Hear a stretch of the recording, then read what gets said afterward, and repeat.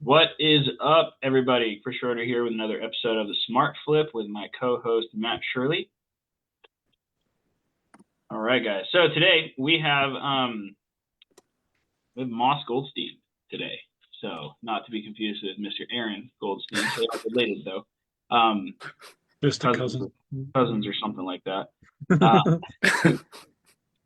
But guys, we wanted to bring him on because I think Moss has an interesting story, especially with trying to get into this this industry for a little while, and then just overall, he's done a great job with the time we've had him inside of Resellerator and everything, and all while he's going to school and all sorts of stuff. So, Moss, if you want to say hey to everybody on the feed right now. Hello, everyone. All right, dude. So we're gonna keep this pretty light. I'm gonna ask you a couple of questions. Obviously, we want you to answer them. I can do that.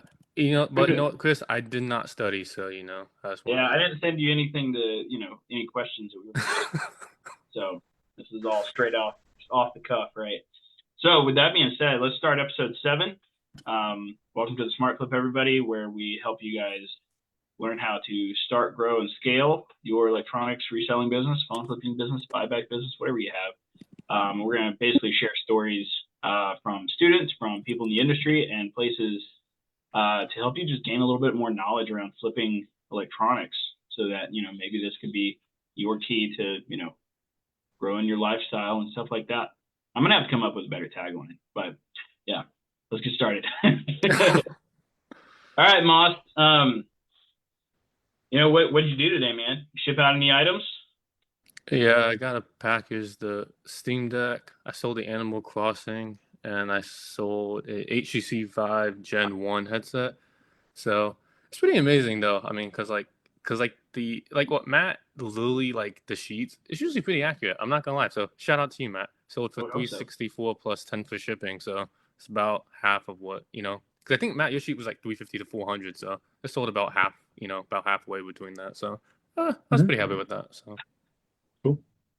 Yep. So Moss, you joined Resellerator about 2-ish years ago at this point. I bought the course on 2/10/2023.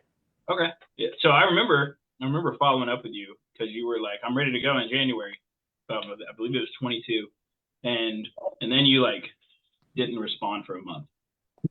School. School, yeah. He was like, I'm ready to go. And then silence. And gone. I was like, what's going on here? And then he reached back out in February and he's like, all right. I think I had put out some more testimonials or something. And then I remember you started and you were having some issues and stuff like that. And I think you started getting really doubtful that this thing actually worked. Can we speak a little bit to that? Well, in fairness, I wasn't a good student. I bought your course. I didn't do anything with it. I didn't do anything with it, Chris. Because remember, the first sale was June 22nd. I remember because I have it written down still. I didn't do anything with your course. I bought it. You set everything up. Then I didn't do anything. There was school. I think my February 2023. So I bought the course on 2/10. I bought the course on 2/10/2023. And then I got the first sale on June 22nd, 2023. And then I paid off all the debt on September 19th, 2023. So it was about 89 days, and then I paid everything off. So I want to talk about that a little bit. You bought this program. At that point, it was 2000, which it's a little bit higher now. Good investment.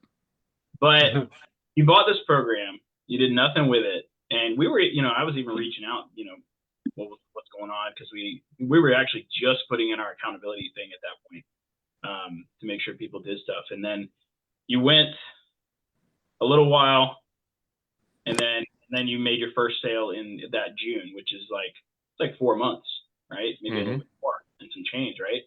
Yep. And then I think you were getting really doubtful. I think around June, that area, you're like, I paid all this money, I'm not making any money, but you also, you like you said, you weren't doing anything. Chris, I actually have that number. It was $26.65. So it's $2,865.72. That was all the debt before I had the first sale. So, because remember, I bought the course and then we were running ads, which was, again, stupid. I was just not a good student. I just wasn't. Because, because you set up for me that I didn't really do anything with it. And that's how the debt amounts to almost $3,000. Yeah. Yeah, you just let the ads run and didn't respond to the leads, didn't do anything. Does add up. Yeah. Yeah, it adds up. When you don't do anything, it definitely adds up. True. And then I remember the conversation we were having. You're basically like, man, I don't know if this is going to work. And then I was like, let's hop on call. And this is around the time we brought Matt in. Maybe a little bit after that too. But we hopped on a call and you kind of, you vented a little bit, right? And then we talked, and then I was like, I want you to just focus on flipping game consoles. Don't even look at phones. Just go all in on the consoles, because that's what you were comfortable with, if I remember correctly. Like that, you were super comfortable with consoles. And I was like, just do that. Like, do that. So after that conversation that we had, because we definitely had a heart-to-heart, come to Jesus meeting on that one. Let's talk about it, dude. Like, after that meeting, you started ripping. Yeah, it was. So I still actually, obviously, you've run ads for me. I haven't closed any of them yet. But still, technically, up to this day, everything's been a console flip. Everything's been a reach out. Only had 2 repeat customers. One thing was bought through Craigslist, and the rest was through Facebook. So it's been just, reaching out, what you guys teach. And it's been working pretty well. If you don't add up all the fees eBay does, because they add fees and stuff, just like the hardcore sales, I'm about 58,000. That's basically what all of it is added up to. Now, if you add the fees and everything eBay does, it's like 65, but it's just fees and stuff that they add in. But that's just the sale of the item is about 58,000 from when I first started to now. So, haven't hit a year yet. June 22nd would be a year in. So still got, a month or two left until, I hit about a month and a half, like a month and a week until I hit the 1 year. So it's been kind of interesting, the journey from there to now. So not too bad. I mean, especially being in college and everything. Right. Well, it's more amazing, guys, when you think about it. Everything but one's been through Facebook, right? The one thing was a Craigslist thing like 6 months ago. And everything has been basically a one-off. I had 2 repeat customers, repeat once each, never heard from them again.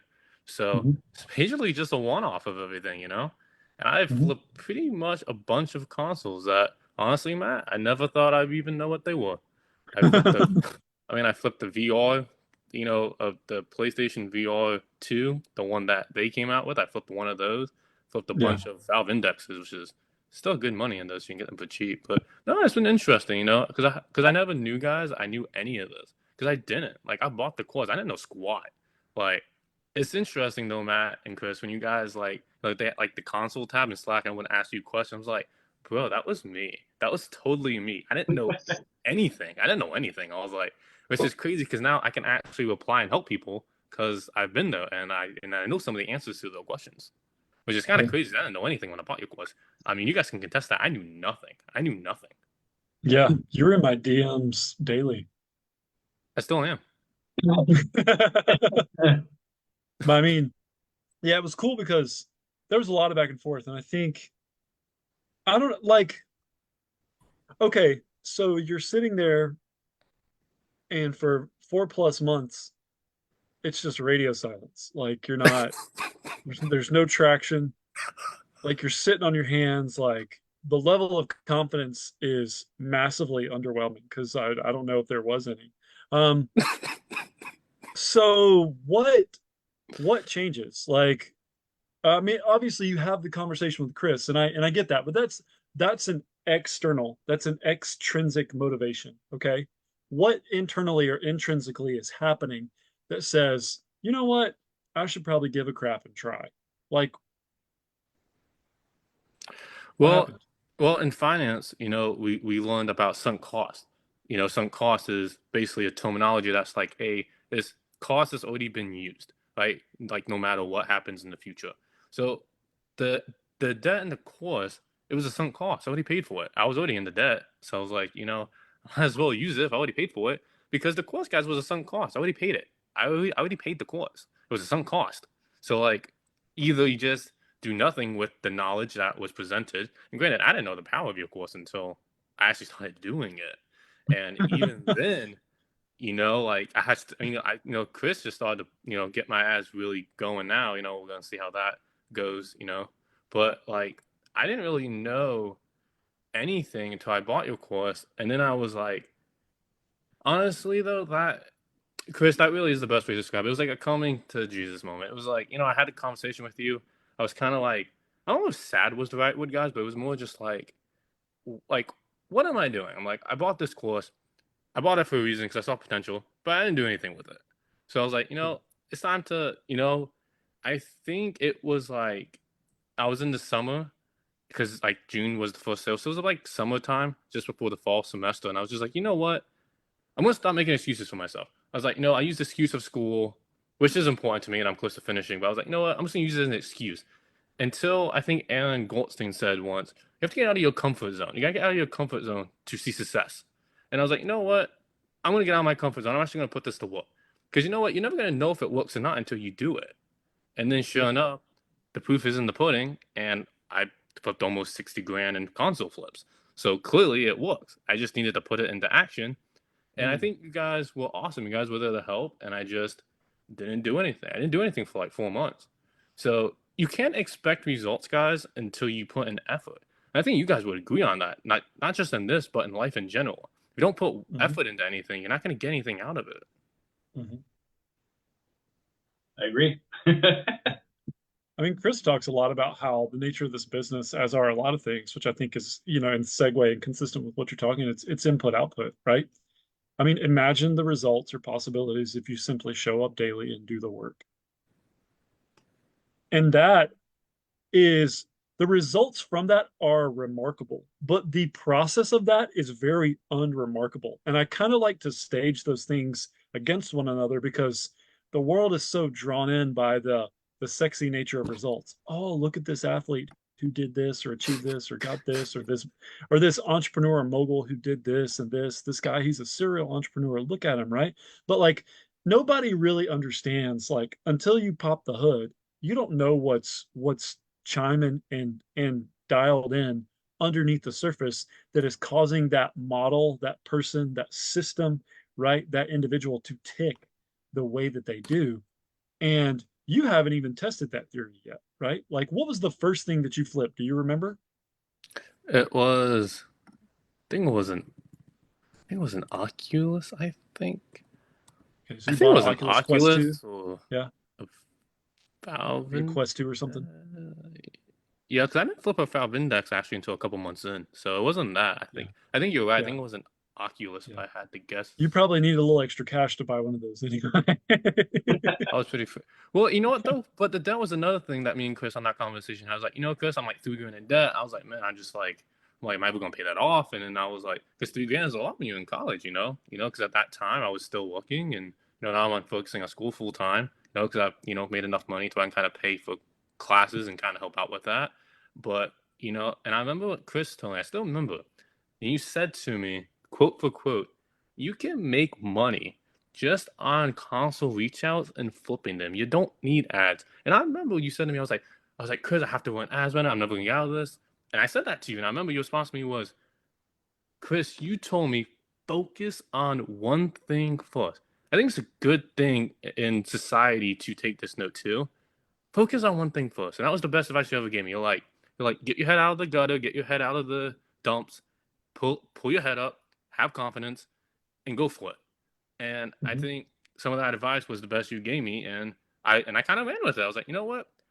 Because growing up and being mature and seeing the forest through the trees is knowing when there are mentors and great coaches like yourselves that have been there before you have, and they're already doing what you want to be. So I'm like, listen to them. They're not trying to give you bad advice.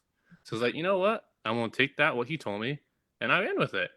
And we just now starting to run ads, which was prove to everyone you don't need ads right off the get go. Now, granted, I do think you probably need it to scale where people want to go, but Sure. like But the Oh, let's payoff be is that real. I didn't really We need run it. ads for comfort, right? Like Yeah. run ads to scale comfortably, right? You can scale on reach outs Yep. alone. Just hire some people to do reach outs for you and different things like this, right? Like you can True. do that. That's a real way to do that, but you're still going to incur costs, right? Dude, I'm a lazy flipper. Like I'll be real, I am so lazy about the whole thing. I like it when people come to me and ask me to buy their stuff. Like that's just how I am, right? Like, but also I think it's see, I didn't really get back into reach outs until Matt came around, right? I was against reach outs for so long. Until Matt came around, and then Hormozy had his huge webinar about how 50% of his entire business comes from cold DMs, cold reach outs, cold email. And I was like, okay, maybe I should look into this. And I mean, and Matt knows that whenever I set my eyes on something, I learn how to do it insanely fast. It's just how I work. I zone in on one thing, which is why I told you focus on one thing. Like if you can focus on that one thing, you can actually apply the experience you gain from focusing on that one thing into the next area of your life, right? Because let's be real, Moss, can you do 120 reach outs every single day for a year? Like, is that possible for you? I mean, I guess it would depend how much time you have in a Exactly. day. Yeah, it would depend on how much time. That's why we run ads, right? I mean, Yeah.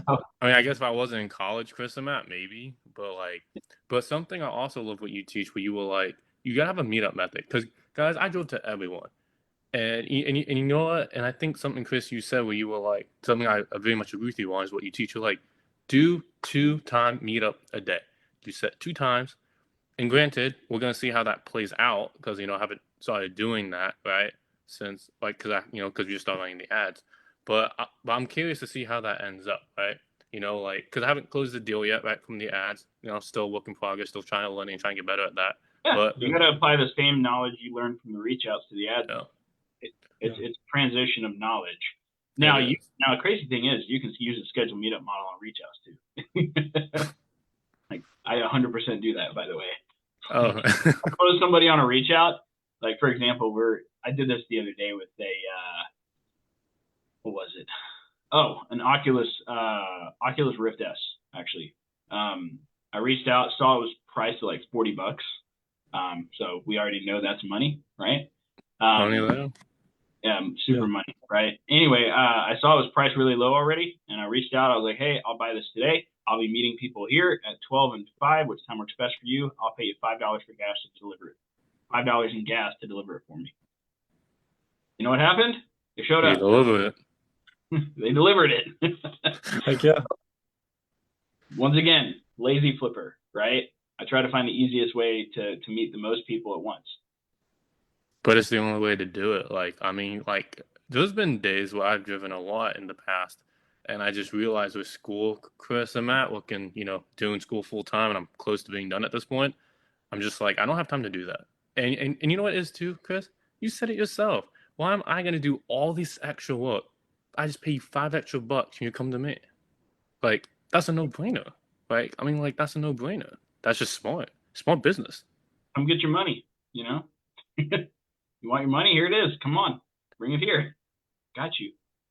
I mean, the way I perceive it. Right? Yep. I mean, I think, well, and also something too that I learned from Matt also was, kind of learned it from all the coaches. You guys kind of all say it the same, just in different phrases. People like money, right? People like money. People want money. They want it fast, and they want to know you are reliable, and you're not going to screw them or flake on them. And that is the biggest things I've learned, even from just only doing reach outs. People want to know they can get their cash. Can you meet today? Can you do it quickly, safe, and efficient? And that is something that I have learned from all you coaches. You guys say the same kind of verbiage in that, just maybe said it suddenly differently. But pretty much you guys all kind of say that, which is true, right? Because if you don't have one of those components, they flake on you. They don't, they won't be up to you. Yeah.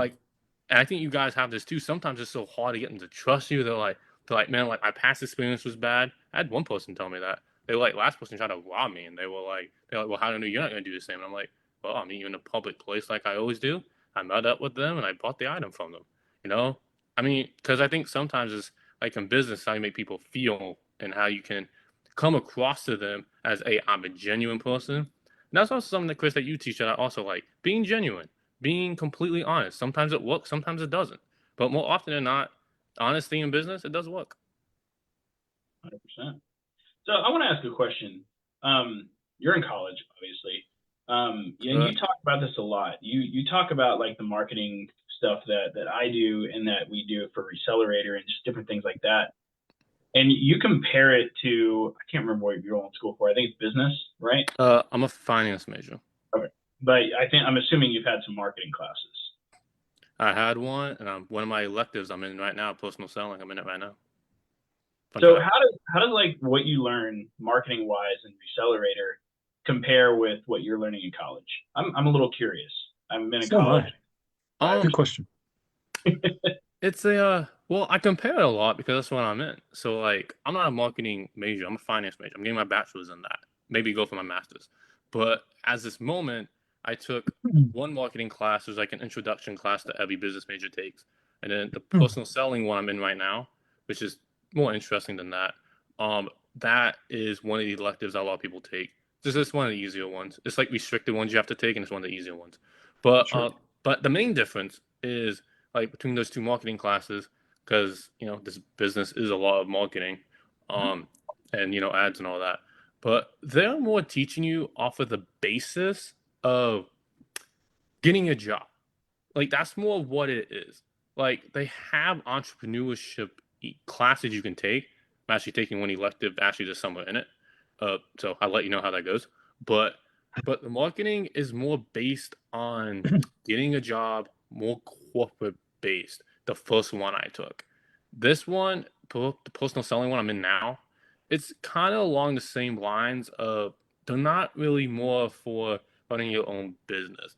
Like I will honestly say the first one I took, the introduction one, it was more like for corporate. It wasn't really for like running your own business is the easiest way to put it. It really was for like more corporate world, like you're going with like 9 to 5.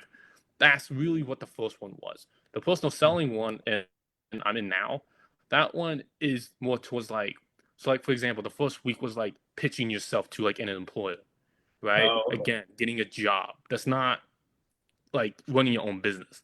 So that you got to understand that to understand what you're learning. It's not an entrepreneurship class. Nothing to really do with that. Entrepreneurship classes, if you want that, you gotta go take them at UCF. But just the marketing classes I'm in, they're geared towards more corporate and getting a job. Even some in sales, but you're still working for someone. So they're not really like what you guys are doing or like what I'm trying to do. It's really towards more like just corporate and things like that. Interesting that there's an entrepreneurship class. That's so interesting to me, right? Yeah, there's not a major at my university on it. I know some do. Like my friend who's at USF in Tampa. Yes, they have she's getting a degree, a bachelor's in entrepreneurship. There's a whole course. They have a whole course and they have a whole degree on it. The thing about entrepreneurship is not like class, right? Entrepreneurship is actually like doing in the marketplace. It's very interesting because I went to college. I learned some of this stuff. I apply almost none of it now, which is wild. Luckily, I got enough. I was able to market myself well enough to get enough scholarships to go to college for free. Right now, not knocking anybody out there that's paying for college. I just did it in a different way, and I worked my ass off to do that. It's expensive. Yeah, it's expensive, right? Yeah. I marketed myself insanely well, but it's very interesting to me. One thing me and Matt actually were looking into about a week and a half ago was, we got a lot of students that are using the phone flipping, the electronics flipping to pay for their college. And what's super interesting about that is some of the majors that they were going for.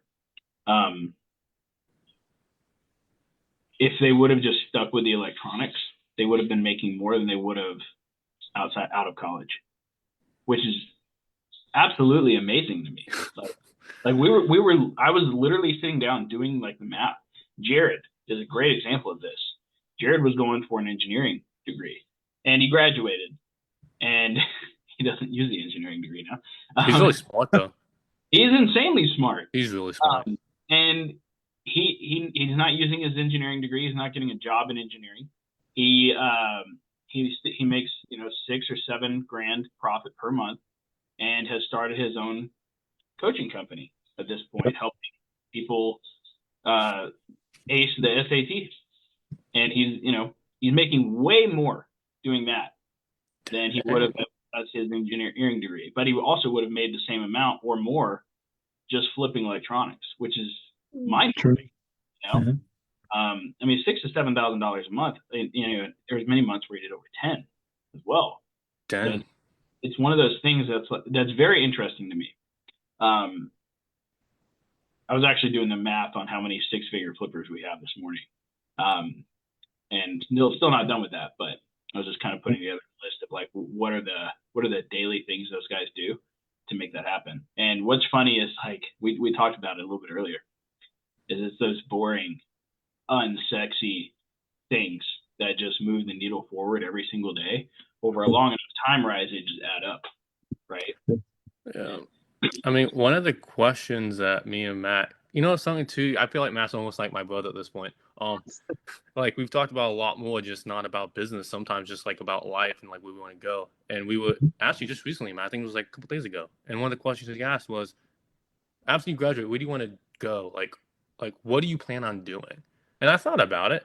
And then I was like, well, I have, at one point I was over 10 grand pure profit. And then I bought Felton's course, which for anyone who doesn't know, he teaches another course about fixing electronics and like iPhones and all that. And I bought that course. Yeah. And interesting course. I've gone through all the courses. Really interesting. So I bought that. I'm not in the position to buy the machines because some are more expensive than others. But like down the line, I thought about Matt's question. I was like, you know what? I bought that course. I'm close back up to the 10 grand profit place I was before I bought that course. And, we're going to run ads here. Well, already doing that, power to you, Chris. You're really smart with that. Your stuff. And you helped me with that. And, I probably will be working 9 to 5 originally because, most finance people end up in corporate. A lot of them do. And, I told Matt that I'd like to have a family one day, like to have kids, have a wife, have, like what you guys all have. And, you spend tons of time with them because you're not looking for the man, you look for yourself. And, for sure, like I could see myself in the future getting my own place when I graduate, like getting those machines along with ads. And, that's, I'm hoping that, I'll be 6 figures one day, that would be the goal, like that would be something amazing, a goal to hit for. You can't quit a job until your business is sustaining your expenses, but that'd be where I want to go one day, I think I'm going to get there, something that Aaron Goldstein taught, I think Aaron taught on one of the weekly calls on Thursday he teaches. I think it was like the first one or the second one, Chris, you had him do. And he was like, you don't get instant results. He goes, there is no just you flip a switch and boom, you get nothing but success. And I can contest to that. Like you don't just automatically get success by doing nothing or by in a day you get all the success. You don't become an Aaron Goldstein or Matt Shirley or a Chris in like a day. It doesn't happen. Success does take time, right? Like I think the only person who probably flips more than me is probably Bill, and he's. We need to bring Bill on this too. Bill just flips like what's ironic though, guys? He was actually my like model. Like he was like Matt and Bill were my mentors when it came to flipping consoles because all the wins I kept seeing were from you two. So I was like, you know what? I gotta get on this. I gotta be one of them. Bill was in the same position you were, dude. He was in that analysis paralysis like area for I don't even know how long. Like months for real. Like same kind of thing, man. Literally. And then I told him the same thing. I was like, dude, if you like the consoles and the VR, just do that. Like, if that's what you like, just freaking go. And that it was almost like another you that happened in that moment. He was like, okay, that's what I'll do. and that's all he focused on was and he's in New York. like New York City. Expensive. Expensive, yeah. And he's absolutely crushed it. Absolutely crushed it. And he's got some other stuff working now, like where he's getting people to ship him consoles and VR heads. I think is he only doing VR, Matt? I think you talk with him more than I do. No, Bill and I talked a week ago, and Bill he saved up a nice little stack, a chunk of change to start to scale his business handsomely and not have to like worry about the repercussions of still needing to bring in money. And since he's saved that, he's pivoting. He's pivoting to where he's not just going to be chasing deals. He's going to have deals coming to him, and so I think he's doing the wise thing. He's cultivating the part the like if there's a muscle that's weak, he's making it stronger now by focusing on ads and turning. He's not turning, I think, the reach outs off, but what he's going to do is now he's going to have two channels of, you know, so two portions of the dam are going to open and be, have things funneling towards him as opposed to just the one. And I think he's being really smart about that. And to people listening to this, you hear the name Bill. Bill will probably be on the show here in a bit, but Bill's probably saved the most impressive amount of income of anybody I know yet. Him and maybe one other student I recently talked to, but like we're not just talking about like 5 or 10 grand either. I mean, we're talking about like stacks. And it's just been 1 year of diligence. But I mean, look at you too, Moss. Like in roughly just shy of a year's time, you've sold almost $60,000 worth of consoles. You've basically went from couch to 60K in less than 12 months, which the success of that cannot be denied. I mean, like that is all credit to you because the thing that Chris and I can do is we can teach the concepts. We can give access to the curriculum. We can show people and tell them to trust the process. But whether people actually choose to do the work or not is completely up to the person. And I think it's interesting too, and Chris, I know you resonate with this, is like you talked about Moss, like people are looking for the shortcut and doing like the process is the shortcut. Like that is ultimately the thing that is going to pay you. It's the mental lock. It's okay. I am dialed into this space. I know that this is my process. This is the workflow. This is what I need to do to accomplish X, Y, and Z. And if I do that consistently, day in and day out, I'm going to see the result. And if I do that long enough, I'm not just going to see a result. I'm going to see a result that's going to change my life. It's going to reframe how I see things. It's going to completely revolutionize my confidence. And it's going to utterly alter my perception of what I'm capable of. That is something you can't put a price on because that can translate over to anything. It doesn't have to be flipping, it could be anything, right? And when a man realizes, I think internally, like, yo, there's a part of me that when that gear gets going, like, I'm a force. Like, I can do this. I can not just do this. I can do this for a long time, and I can make a massive difference. Yep.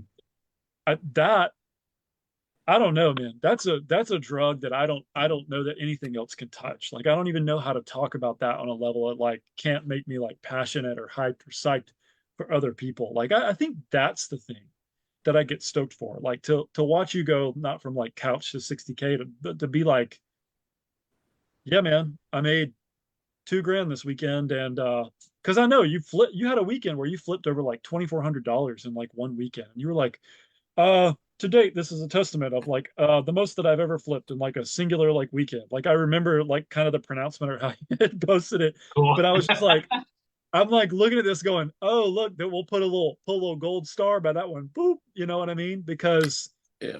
you can't unsee those results and not somehow like it just takes all this internal furniture in your mind and your heart or your soul and it just goes with like the way the world likes to take that and suppress it and push it down or like say just work a job, just go to work for the man. It's like, dude, you can't go to work for the man after like making 2 grand on a weekend.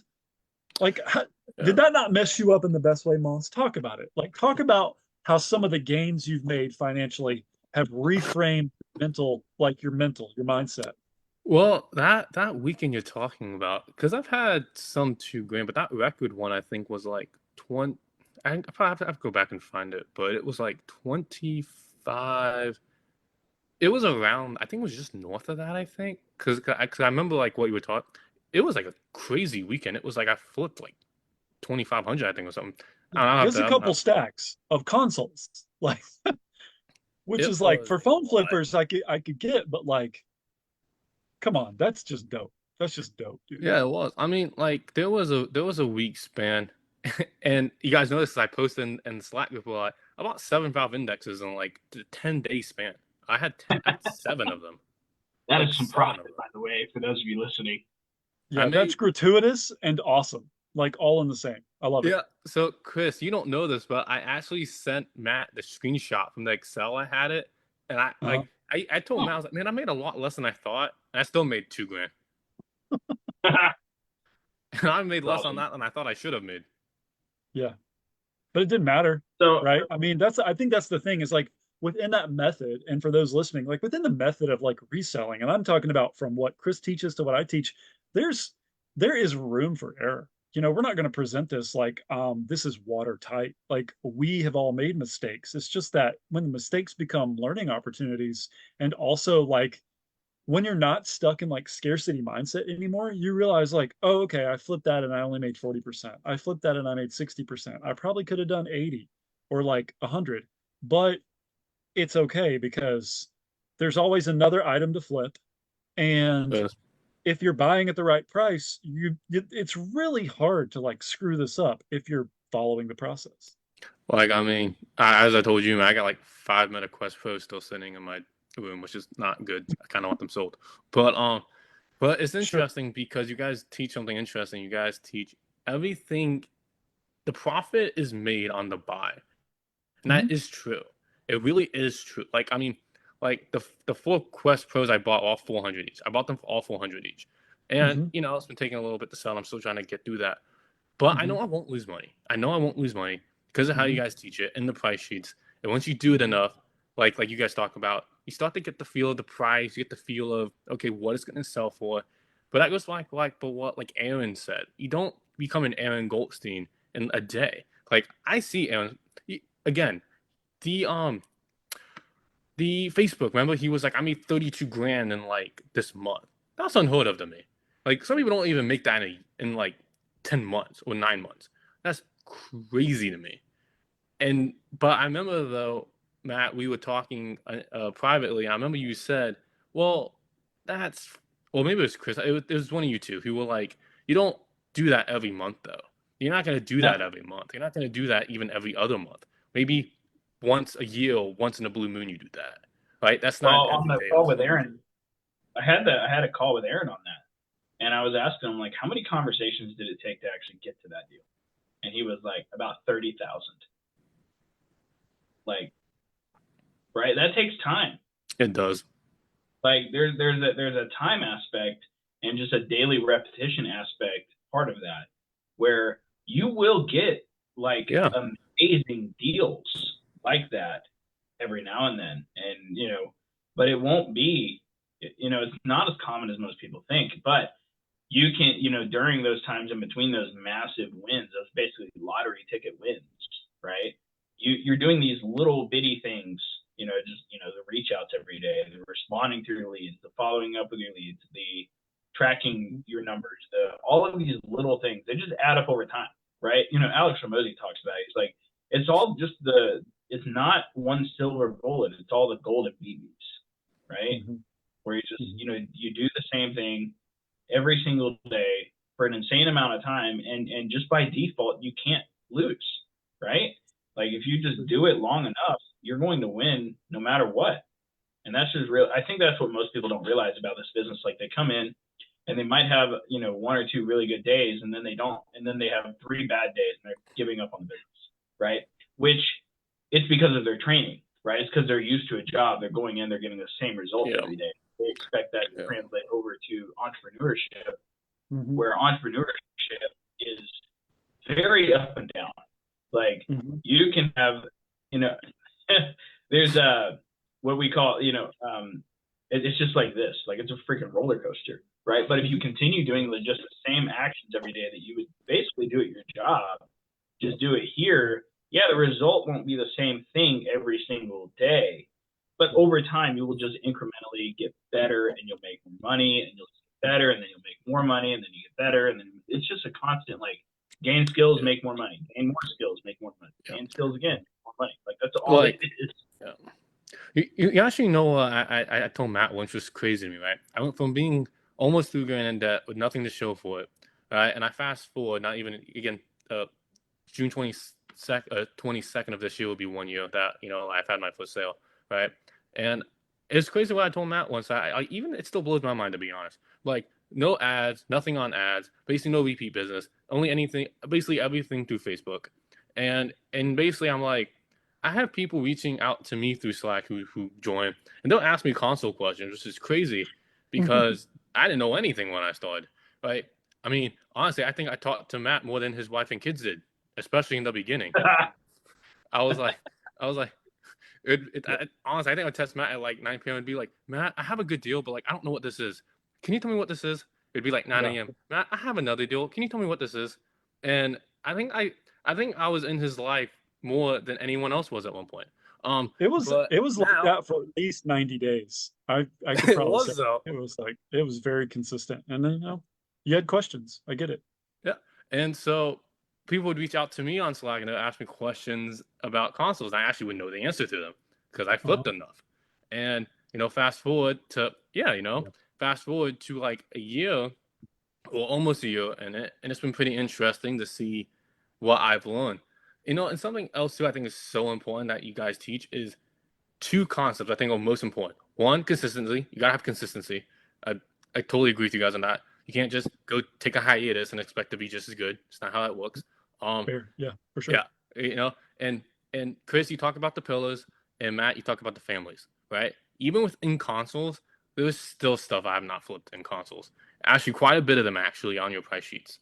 I flipped like 1G Cloud, one Valve Index, one of Steam Deck, a couple Xboxes, a few PlayStations, and there's a bunch of other stuff on your price sheets I haven't even flipped or seen before. But what's crazy is saying that I'm still almost at 60,000, right? And that's no ads. That's no ads. That's purely just me busting butt. And hopefully everyone who watches this call, me and Matt was like, we talked once and we were like, I source 3 times a day, even in school full time. Not so much now because I have too much inventory. I'm trying to sell it, so not so much now. But So fair. It's fair. Yeah, I still have too much. You guys have seen those pictures though. Some of those pictures were crazy. Some of those pictures were like ridiculous. I didn't even think I had any pictures like that. But yeah, you need to sell, bro. Sell. yeah, I'm getting there. Only got 20. I'm getting there. Trust me, I'm trying. But I remember Matt was like, you gotta learn the families, right? Even when you were like, hey, Master System consoles, right? That's hard. Like, easier said than done. It really is, right? Even within the families of Xboxes, like, you know how many versions there are and how many special editions there are and stuff? Like, you still gotta learn that and different versions of that. And you are right when it comes to like pillars. Man, people, and I always love your postings when you're like, if you're not flipping consoles, like all of just the phone flippers, you're missing out. I always think they'll reverse because I'm only flipping consoles, so I'm like, man, what am I missing out on? Because I see everyone flipping phones and iPads and MacBooks and all that, Chris. So I'm like, man, what am I missing out on? I think I'm missing out on some stuff. That's fair. Oh yeah, 100% you are. Yeah. I mean, there's something to be said when like it really just comes down to knowledge, right? Like, when you spend 20 hours, you basically become proficient in most things, right? Whenever you spend 20 hours of dedicated time on one specific thing. So let's say you do that on MacBooks, right? It doesn't honestly take that long to learn a MacBook. Like we actually have an entire sheet in Resellerator that actually breaks it all down and makes it easy, right? All the way down to where we source it to how to list it, right? So, and that's a testament to Resellerator. Resellerator is simply just a way to basically knock down those 20 hours and just give you the information, right? That way you don't have to go through the trial and error of making it happen, which is what Matt does with the console family, right? Like it's the same process. We just, but you still have, I think this is where most people don't realize like what's necessary is they're like, okay, well, I could just learn this on my own. You could, 100%. It'll It's take you hard. 20 hours to get proficient at it. Mastery comes after that. Can you spend 20 hours learning this one thing? Most people can't. Let's be real. Yeah. Like most people, TikTok generation, they're gone. This is what happens, right? So, Yeah. you know, and that's where like the compressed information comes from with you know a program like this.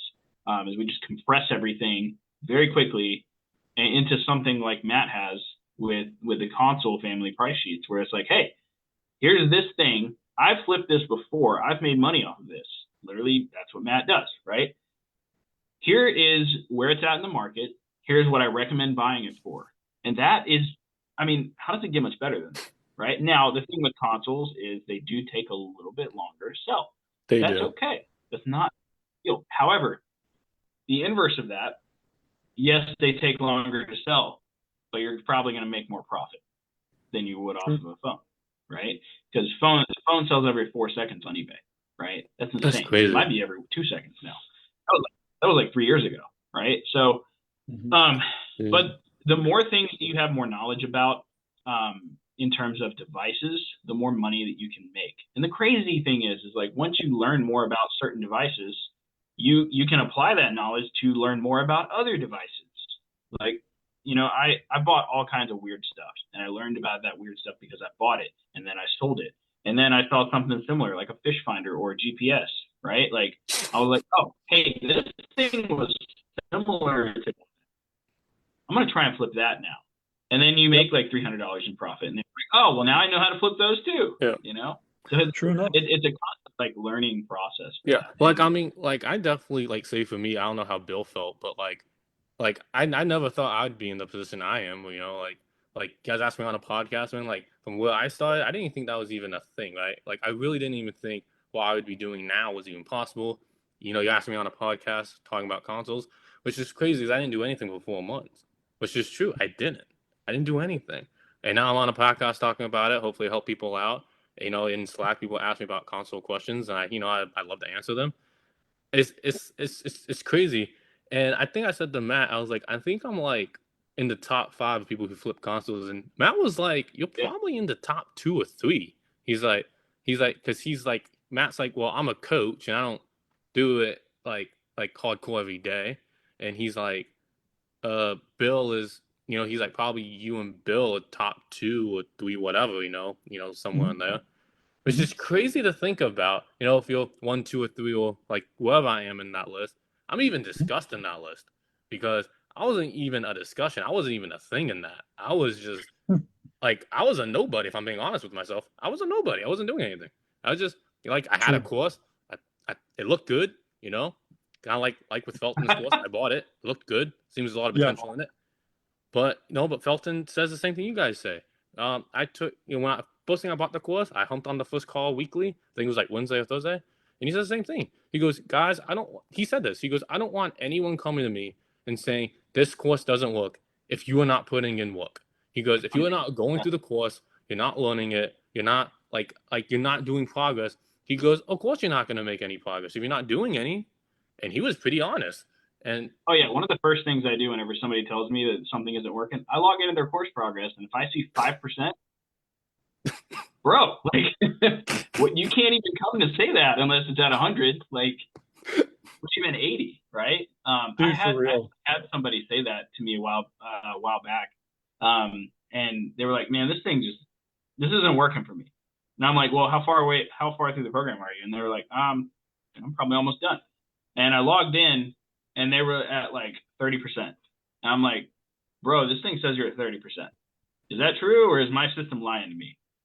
And they were like, "Oh, my bad. All right, I'll come back when I'm done." Once they were done, they're like, "That was amazing," right?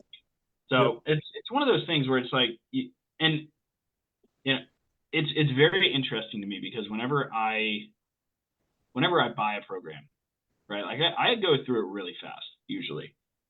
One thing I didn't realize was it's like paying for college classes. right? I paid for the college class. I'm going to go, right? What I realized in college was some people would pay for the class and then not go.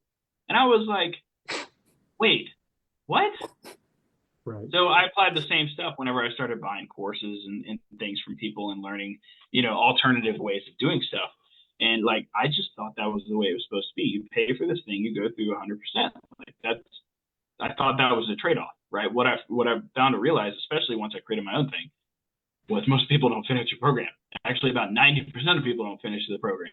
Which is crazy to me, though, Chris. Because, like, if you're gonna buy something, shouldn't you like to be honest with you? I'm in college classes. I just paid. This is true, by the way. So I don't care if anyone hears this.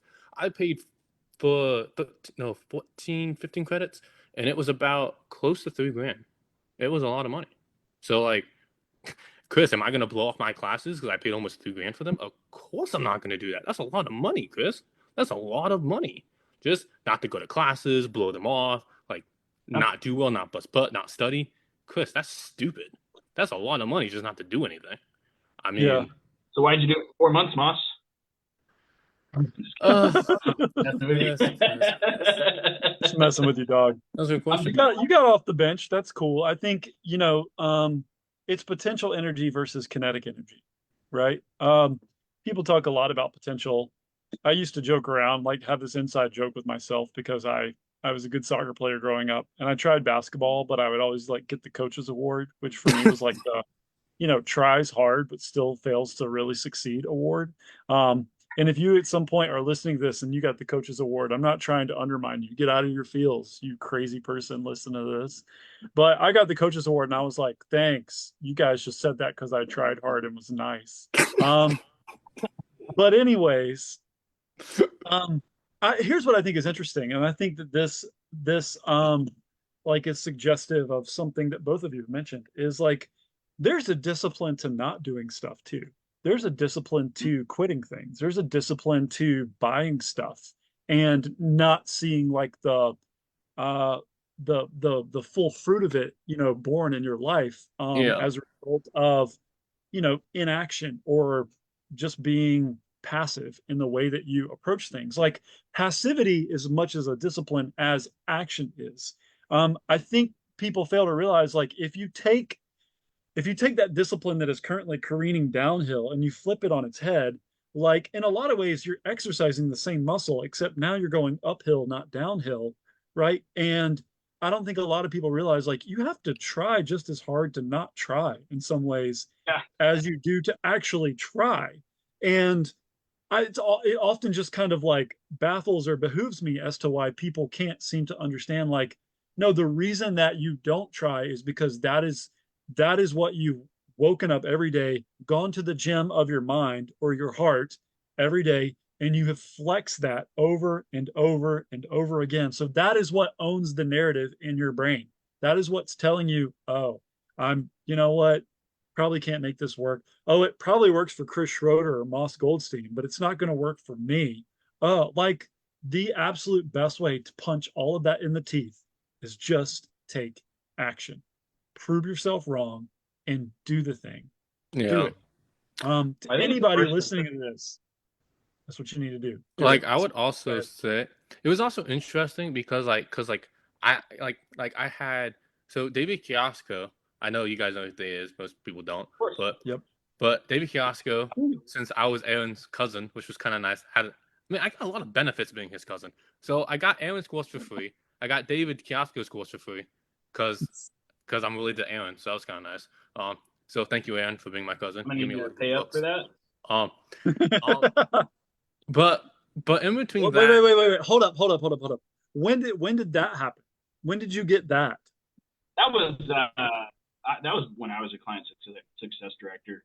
I don't think I was the one that gave access, but I think it was just I don't know. Aaron was trying to get you and help you out or something like that. It was something along those lines. David Kiosko, he told me personally he gave it to me for free because I was related to Aaron. So that was kind of nice. So apparently being Aaron's cousin, you get free stuff. So well, not here. Well, I'm not Aaron's cousin.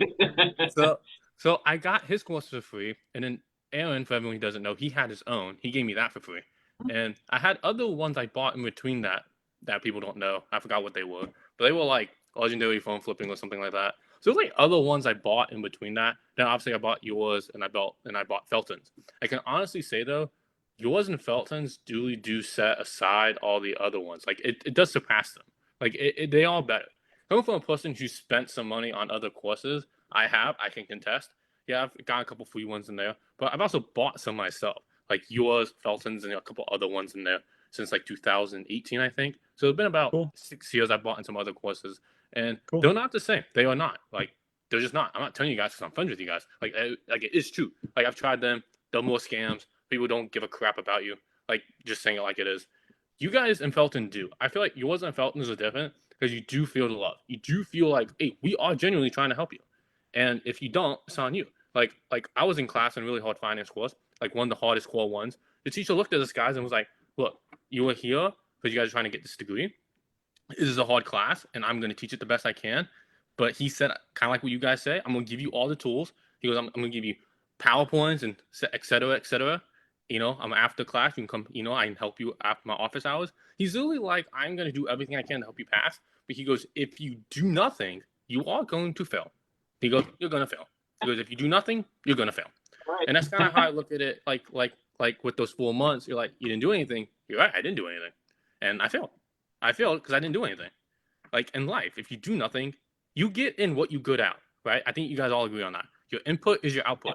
You do garbage, you get garbage. You put in a lot of work, like you, Aaron, and Tyler and Felton. What do you get? Or Kayla, you guys get great results because you put in the work.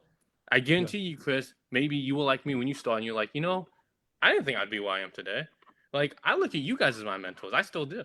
You know, almost like family to me at this point because you guys have helped me so much in life that college professors really don't do. That's the difference. I feel like when you buy yours course and Felton's, you get like connections and people who care, and you get people who truly do want to help you. But you guys are also real. Like you're not gonna get Aaron results in a day. Can you guys all become him? Of course you can. Of course anyone can become a Chris, a Tyler, a Matt, and Aaron.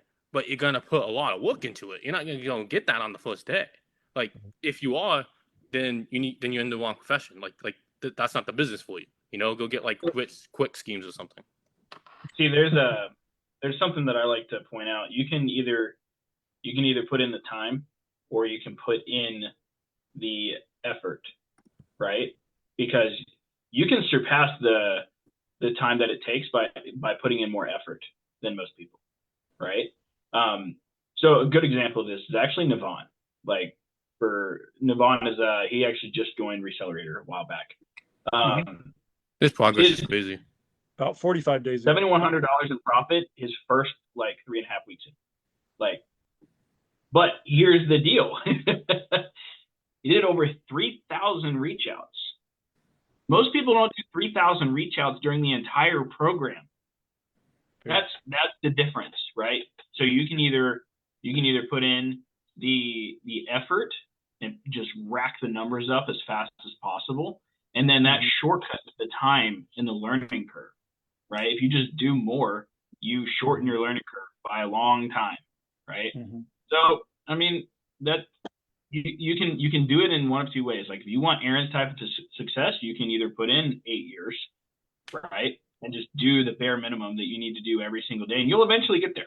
Like that's how it works. Or you can shortcut that, which is not exactly a shortcut, but you can just put in more time and more reps. That's the best way to put it. Put in more reps to get there faster, right? So example, if Aaron was, because Aaron started out doing reach outs, let's be real. If he was doing 20 a day, if you do 80 a day or 100 a day, you're going to get there 4 to 5 times faster than he did. Right? True. That's true. It's the output equation again, right? If you just do these same things every single day and just do more, because you want to model the come up. You don't want to model where somebody is now, because you don't see a lot of the times the work that they had to do to get there, right? Like for me, like this thing, this took 4 years to get for me. Of just doing the same crap every single day, screwing up, doing this. And guys, I tried to take the shortcuts many times. I was like, there's got to be a faster way. There's got to be a faster way. There's got to be a faster way. And there was not a faster way. They were just doing the same stuff every day, over and over again, and it finally just bore fruit, you know. And No, now but I I have the also skill forever. But I also think the big difference between college and what you guys teach is, I think, because like I have a perspective on both, because I'm like essentially another like Jared, but except for mine's in business, not engineering. So Mhm. what they teach us is to be an employee, you know, like, oh, like work for the man, like these skills in corporate, which is fine, but that's not what I want to be for the rest of my life. Like, and I think that was one of the biggest reasons why I bought your course and I bought Felton's, was because I'm like, no, between the two and the running ads and the consoles, I think I can truly get in life where I want to be. Like, I'm not satisfied with who I am, and I don't think really anyone should be. Because you know what? You can always get better. Especially for me, I have so much room for growth I haven't even touched yet. So I'm excited for that aspect of what I don't know. Right? At the beginning, guys, I was scared of what I didn't know. But I know consoles. So, you know, I like them now, and I'm more familiar with them, and I enjoy flipping them because I know them. You know, like I remember like the first five index, I asked Matt. I was scared. I was terrified. I was like, Matt, is everything here? Am I gonna lose money? Is like because I was scared because I didn't know what anything was. But now, you know, I have some experience there, and you know, unlike college, I don't want to work for the man for the rest of my life. Yeah, if I Sure. have to gain some income and to be better and to get my Yeah. income up to save, yeah, I totally will. But I want to use that money to go buy machines so I can like flip stuff and fix stuff like what Felton teaches, and like run more ads and you know higher cost in ads. You know, like so I have more money to run them. And I Yeah. think that's the biggest difference, Chris, from like your question about college to like to yours. I think you guys do teach what the professors wish they could do. That's how I see it. Mm. If you were that Well, good at yeah. your profession, you wouldn't be teaching it. Like I had a professor. This is true, by the way. She was fantastic. She was one of the teachers I had, and I found out that at the community college years ago, I had her. This is a true story, by the way. So I hope everyone listens to this on replay. She left being a professor at ACC, making like what 60, 70,000. She opened her own business, and I believe it was with her husband in trade, and she helped run it with them. They are now making over $5 million per year. That is a true story. They're making over five Yeah. million. I don't doubt it. I mean, think about education. Education is its own business model within the world of business. And there's a Yep. ceiling to that. There is a way in which that world perceives things Mm-hmm. and also like kind of disciples people to go out and become earners. But here's the thing, like, and we said this in the last call, like I could go to college, I could watch videos on YouTube. There's a cost to both of those, whether with time or money. Mm-hmm. There's a way in which those items both scale based on the amount of time and or money invested.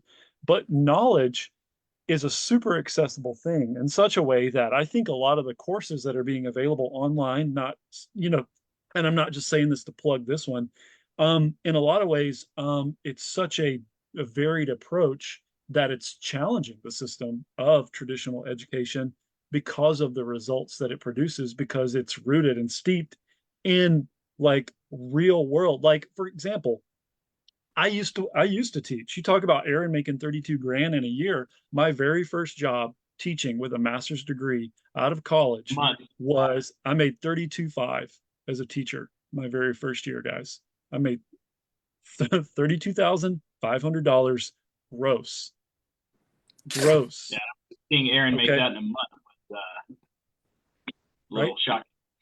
So let that sink in, let that Yeah. stick. But at the same time, now, Moss, you have a skill set, and we've talked about this, where you can go online, like you can hop on Facebook, OfferUp, Craigslist, I'll make Nextdoor money. app, and you can go. There's $50, there's $100, there's $150, and you can't unsee that. Like, so the problem that should be solved by a job is already being solved by a simple skill, right? And so it scales, it gives you your time back because it's like, my gosh, I mean, you know as well as I do, I could jump online right now in any zip code I want, and I could find you guys 5 to 10 deals Easily.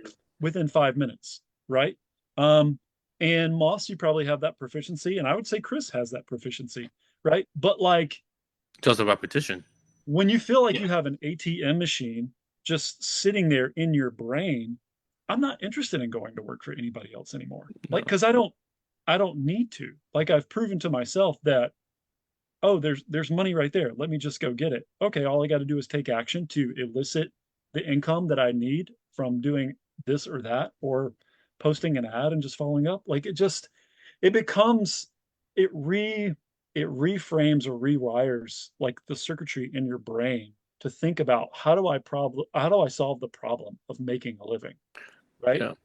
And then when you've developed a process or a due diligence that is so focused on process that now that process is paying you even more than what covers the bills and you have like savings, like you suddenly begin to realize that you've just worked your way into success almost by accident, right? Like it's really weird, I think, how it happens, but it happens. It Like, I happens. mean, like, I also think journeys is what makes the man a woman. It really, honestly, I wouldn't trade my journey for anything because I think Yeah. it's unique to me, and I think your journey on that call once that's unique to you, right? And like in all your journeys, right? The pasture and like all that good stuff, right? That makes you you and makes you your journey.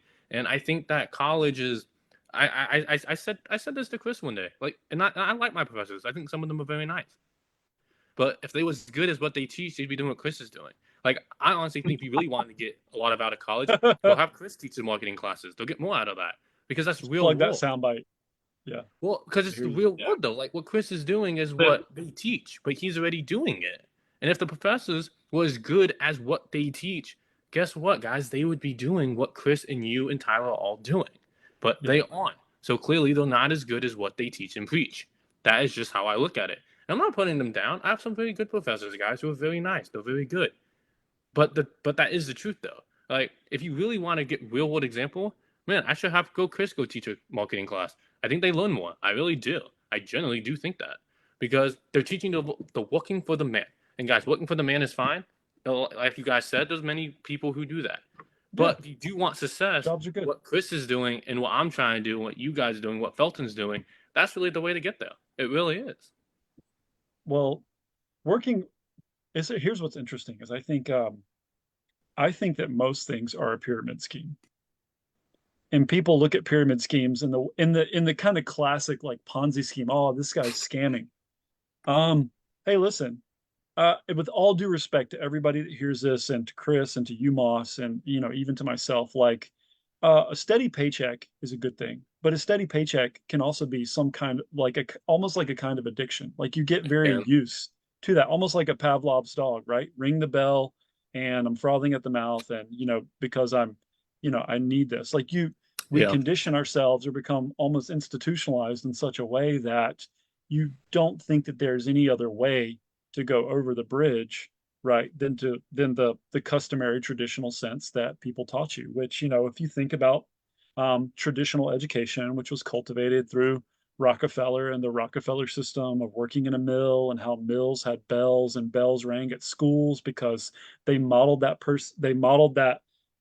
nature of how people worked in the industrial age, which is way different than what exists now, right? In the information age, like you just have to be aware that there was uh there was some much deeper pockets and much stronger people that were controlling the narrative in that arena that was saying, hey, this is how it's supposed to be, this is how it has to be, and that's just not true, and it hasn't been true for a long time.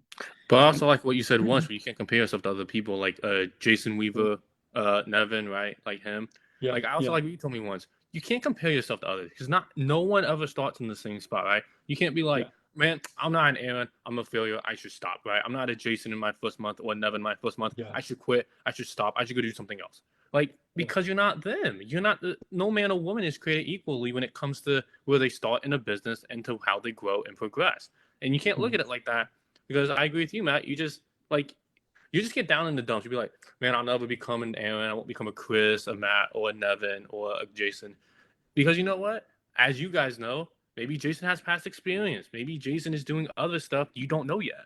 Right? Mhm. You all start from different spots. Doesn't mean you Mhm. can't get there. Maybe you just have to take a little bit longer. Or you do different routes. That's all. Yeah, yeah. No, we're all starting from different vantage points. Our point of entry for this entrepreneurial journey, I think, is different for every individual. It is. I did I was in ministry and working in schools for 20 years prior to like transitioning, There you go. starting my own LLC and becoming a professional reseller. Um, what all of that contributes to me as a person, is valuable if I allow it to be. It's not like, what I don't know, can I entertain the idea of going back to being like, gosh, I wish I were 25 and just, working for myself now as a reseller. I'd have really made. I don't have the luxury. Like I can't spend any more life sitting there in the past Yeah. thinking about what I might have missed out on, or being concerned about how somebody else has a leg up because they're younger than I am. No, I have what I have. You got to play the hand that you're dealt. You also can't Um, change the past either, I mean, for hey, sure. I mean, I think all of us would have things in the past we wish we could change, but unfortunately, we just can't. Like, there's many Yeah. things I did in life I wish I could change, but you just can't, you gotta move forward. There was a great quote I saw, and it was like, men hate and regret more the past than they do the future, like, i.e., like past decisions. And it is true. But you just gotta, move past, like, I wish I can get those 4 months back? I didn't do anything with the course. Of course I wish I could. But unfortunately, I can't. Like, I wish I was, doing other stuff and go back in time and redo X, Y, and Z. Yeah, obviously. But, as you guys know, Yeah. Something I also like what Chris said once, and this is what school doesn't teach you, is Chris goes, I remember I tried something and it failed. I think it was like, Chris, it's something to do with like something I flipped or something. And I like didn't make money or something Chris on it. Chris will tell you he's failed at a lot of stuff. Yeah, and that Like, and that's what Chris told me. And Chris was That's like, the point. Moss, what they don't teach you in school is that it's okay to fail. It is okay to fail. If you don't fail, great. If you do, still fine. If you fail, guess what? Learn from it and move on. And I remember Chris said to me, he said I think it was on the call even. I think he was like, Moss, I think I failed more than you have, and mostly anyone else. And he's just so blunt and honest about it. But yeah, he is right. They don't teach you that.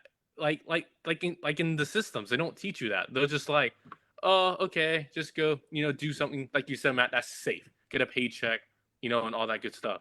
But sure. what Chris said is true though. Like it really is though.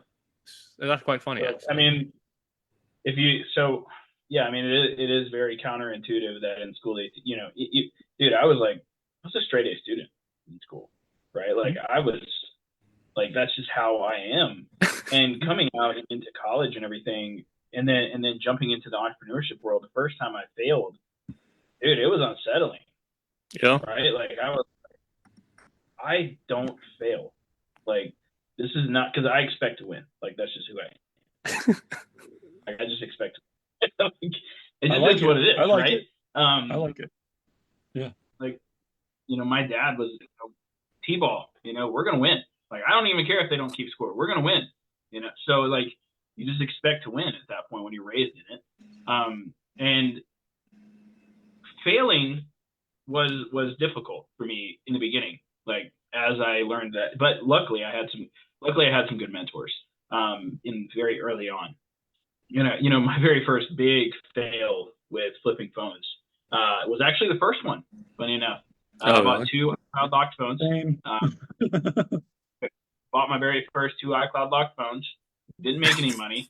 Broke even. And, me and my wife were looking at it like, that was our last $200.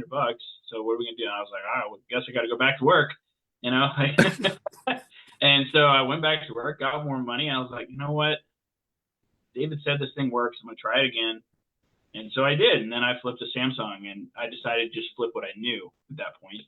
And I flipped it and I made some money. I think it was like $20, but hey, that was a win to me, Let's go. Let's go. So it was $20 that I didn't make at my job. Right. Yeah. That was cool. And then over time, I just did a couple more very small flips at that point. And then I had one big fail, like huge. The iPhone X had recently come out when I did this one. I was kind of on high. I was doing my stuff, and I got my first return request, right? Oh. And I freaked out immediately because I didn't have a mentor at this point. I didn't actually have a course or somebody I could talk to, right? So that was the first major mess up, right? Was I didn't invest in somebody that could help me and or have anybody I could talk to. And I refunded immediately. Oh. And guess what happened? They didn't return the item. Yeah. Got their money, got the phone, they had, they didn't have to and I called eBay and I was like, aren't they obligated to return it? And they were like, you already refunded, so they're actually not obligated to do anything. And I was like, okay, all right. Lesson learned.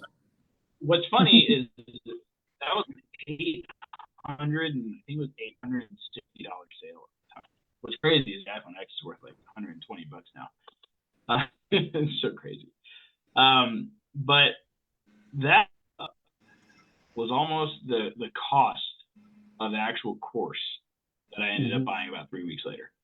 Like, if I would have just invested in the knowledge first, I wouldn't have made a screw up, and I could have actually talked to some people that could have, I could have literally posted in the Facebook group, hey guys, got, return. I don't know what to do. I've never done a return before. And then I would have gotten a couple of comments that told me exactly what to do, and it wouldn't have happened.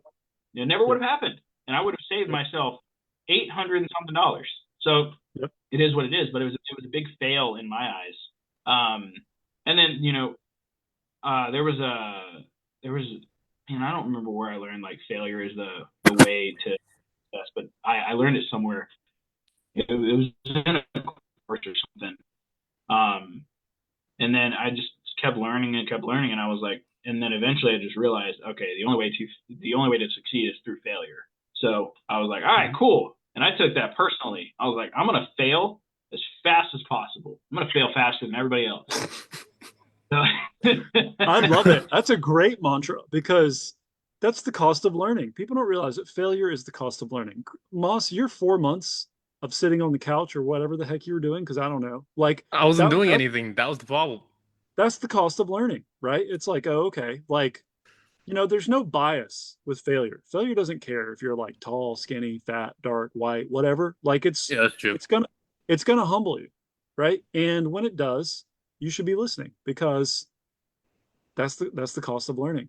I think it's interesting though, Chris, that you say like that phone and the cost of the course that you bought. Like, I think people very poorly interpret like how, like, if anybody hears like, okay, hey guys, if you want to join Resellerator, what's the cost? The cost for this course is $4,000, right? People hear that and they go, oh, $4,000, right? But at the same time, people fail to realize that between Chris, myself, Aaron, some other coaches, there's 15, 20 plus years of reselling encapsulated just within like a handful of people here, that we've navigated a lot of failures, and you don't have to fail because we already have, right? You get to learn at our expense, which is time, which is way more valuable than money.